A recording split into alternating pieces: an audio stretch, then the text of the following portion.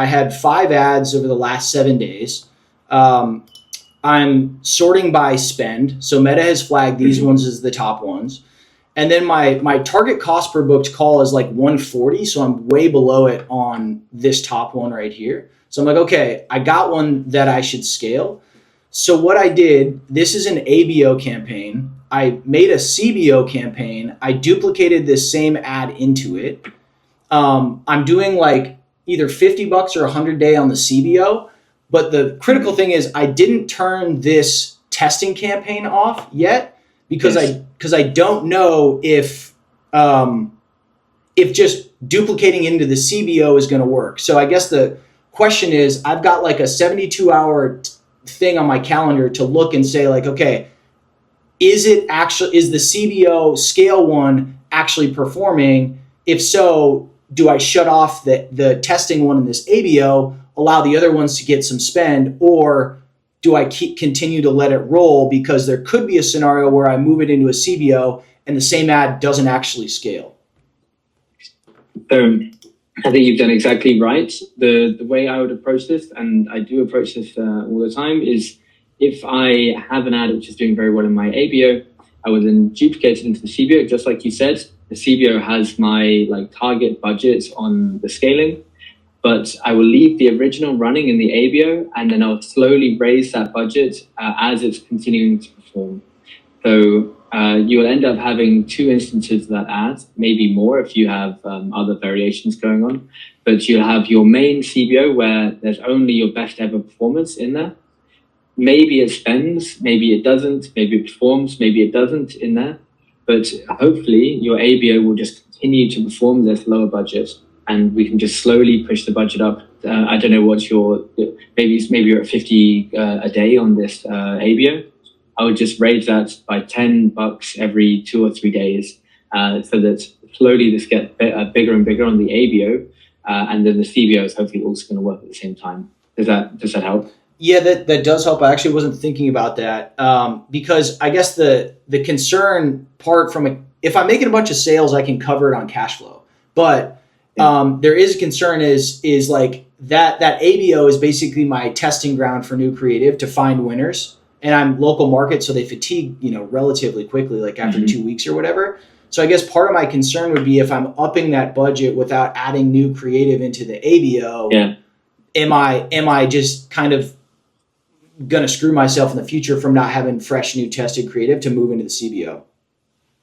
Yeah, it's a good point. I would say, in general, we want to have new creatives coming in regularly, that's something that's really, really important to have if you want to raise your scale. I would say if you are worried about that, if you don't need to scale up super aggressively, then maybe just leave your ABO as it is. Don't raise the budget on it.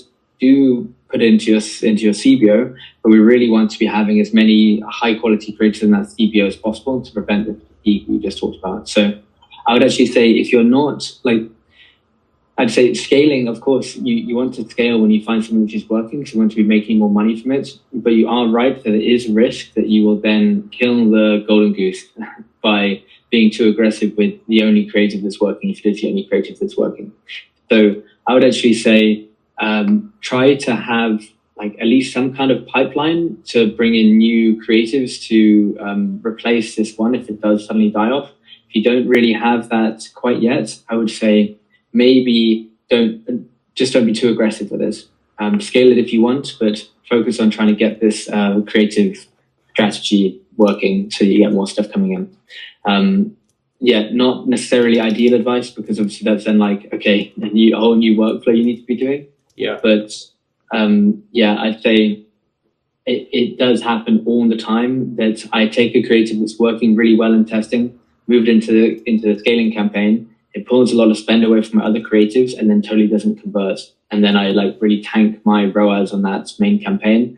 And then at some point it then just dies off in testing as well. And then I'm like, okay, well, great.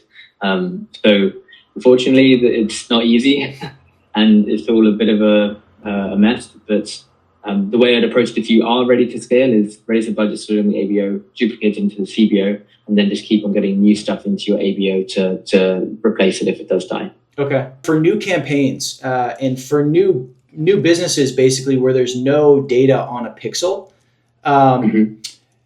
Should I think the conventional advice has been sort of like go furthest down the pipeline that you can for like, say, a booked call if you've got some data on that rather than leads, right? And if I don't have any sales on that pixel data yet, I guess the question is on like it's a small budget, like 20, $25 a day for the next 12 weeks. It's an appointment-based sales system where I hop on a call and add some like marketing consulting. Can I go for a schedule custom conversion as that main event that I want to optimize for, even though I'm not going to get the 50 optimization events each week? Because even if I were to go leads one step up in the funnel from there, I'm still not going to hit 50 conversions like a week. And so I guess the one side of me is like, am I going to get enough data to the pixel for it to do its thing? Or if I optimize for calls booked and I have no data on it, am I not going to get any spend? Yeah, you definitely will get spend. You don't need to worry about that. Meta will always take your money. But I would actually say for low budgets, especially with a new pixel, I would start with lead. The main reason for that is that for the standard events that Meta has, they just have a huge amount of data. So you'll get like a bit of a boost in terms of finding people that would be lead just from using the Meta standard event. Same with purchase, actually. For the call books, maybe it works, maybe not. I mean, I would say forget about this 50 events a week in general, and you just want to have more events on your pixel. The more events, the better. Meta suggests 50, but I'd say it's not really a hard and fast rule. But I would say that you're probably not going to, I would start off with lead until you get a few call booked tracked events and then switch over to call booked. But at first, I think you may struggle to get any just because Meta has no data to go on. So start with lead and then switch over as soon as you can. Cool. All right. I'm going to pass the mic to Cassia. Cash money. Nice.